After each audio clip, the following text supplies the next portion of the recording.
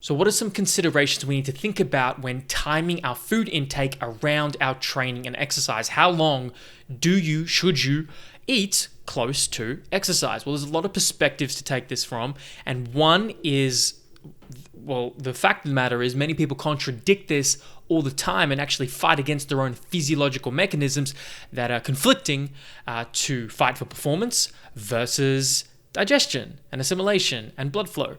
And so what we're talking about here is a phenomenon or a mechanism called circulatory conflict or hyperfusion. So hyperfusion or circulatory conflict, it refers to a competition between the skin and the muscle that requires blood flow, the working muscle. And we're not just talking skeletal muscle during exercise, we're talking also gastrointestinal tract, which requires a dramatically heightened amount of blood flow during digestion. In fact, we notice that blood flow doubles to the GI tract, the gastrointestinal tract, when we eat. And so the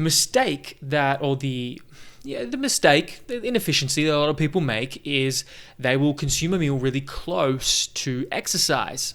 So we think about what happens when we're exercising, what happens when we're eating. Both very different states on the nervous system perspective, sympathetic versus parasympathetic. And so one, being very relaxed, calm, prioritizing blood flow to the gastrointestinal tract. Another one, prioritizing blood flow to the skin for managing thermoregulation, for sweat and temperature management, and blood flow to working skeletal muscle to optimize muscle function. Consider the circulatory conflict that can occur and a competition that can occur between these two organs when we eat close to the timing of our exercise. See, our body wants to maintain an optimal core temperature. And in the context of exercise, our body has to divert blood flow to the skin to allow evaporation to occur. Evaporation, sweat evaporates from our skin, from the air, and then our body is cooled in a very rudimentary way to describe that. And so blood flow is diverted away from the working muscles to cool you down. But what happens when we exercise? Well, the heightened core and muscle temperature, so there can be certain performance detriments to, this is really in the context technically of training in the heat, okay? This is where the technical circulatory conflict comes from, which I probably should have said earlier. Technically, I am using the term more loosely to describe the gastrointestinal conflict that can also occur.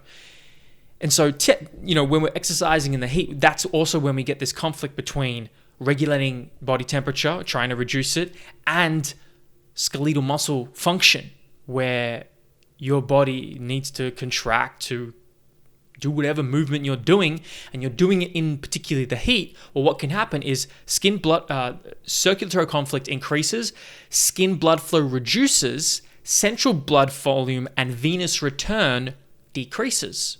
Venous return being blood flow away from the working muscles back to the heart.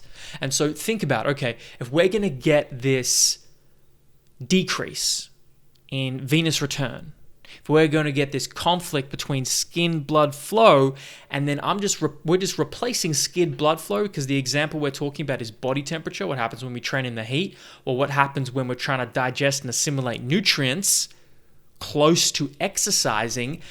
There is a similar hyperfusion conflict where blood flow is doubling to the GI tract, but now you're asking your body, oh, hey, I want you to do a CrossFit class. I want you to, recruit pretty much maybe 50 to 100 muscle groups in your body during your deadlift or squat, okay, to stabilize you and take you through those sets. Well, and you do that over and over and over again. Whatever the exercise is, there is going to be a degree of circulatory conflict if you put eating close to training. The closer you put it, the larger the meal, the more the conflict that will occur. Now, something's got to give. So you're either going to get a poorer absorption and assimilation of nutrients through your gut, then that can contribute to actually leaky gut, intestinal permeability, which is actually common.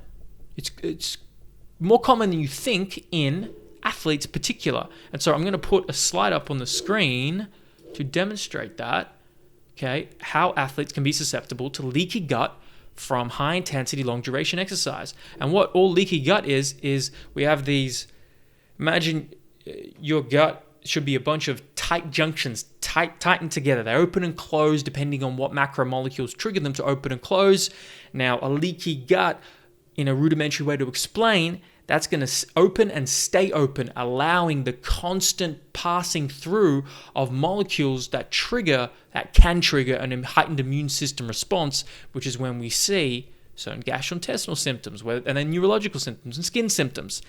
Anyway, interestingly, we get, obviously, the shunt of blood flow, oxygen, nutrients, away from the stomach and intestines during physical activity, obviously, but this is where the circulatory conflict or hyperfusion occurs. This reduced blood flow in and around the tissues in the stomach can cause chaos within the cells, especially if you are continually feeding your gut with fluids and food with minimal digestion occurring, because you're going to keep moving, right? You're going to keep prioritizing blood flow, thermoregulation to the working muscles and to the skin.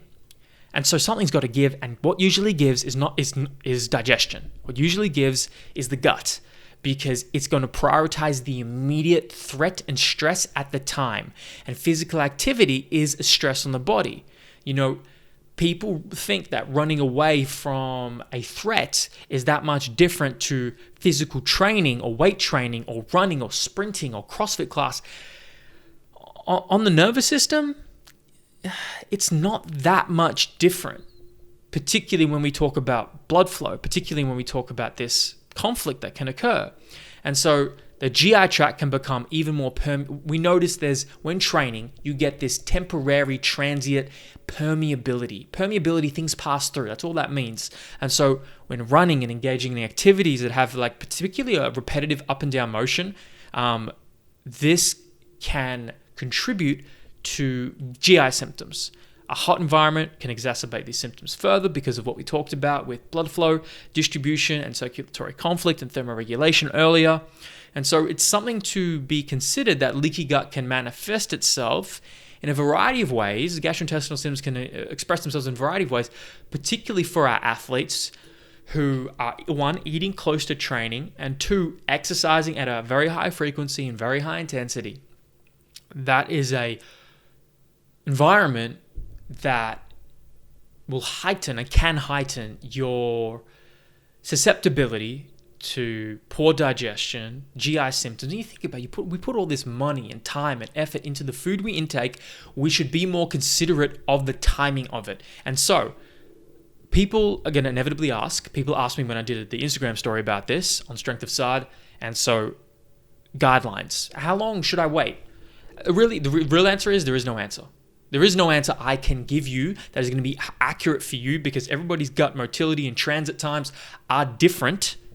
And even people's gastrointestinal lengths of their gastrointestinal tracts are different, depending on the size and gender, and et cetera, genetics. So, one, I can't tell you, but two, here's some guidelines anyway that have worked well for me, my clients. So, you think about a shake, something that is liquefied, that's going to be more readily absorbed, okay? Because your digestive system doesn't have to undergo anywhere near as much peristalsis, which is this contraction, relaxation of the GI tract to move boluses of food along.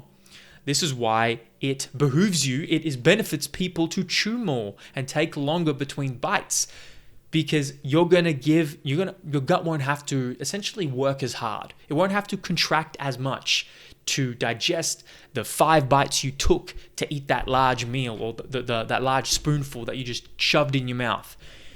So maybe you could give your gut a little bit of help and chew the food a little bit more. I mean, that's something that a lot of people aren't conscious of in the excitement and gluttony of food.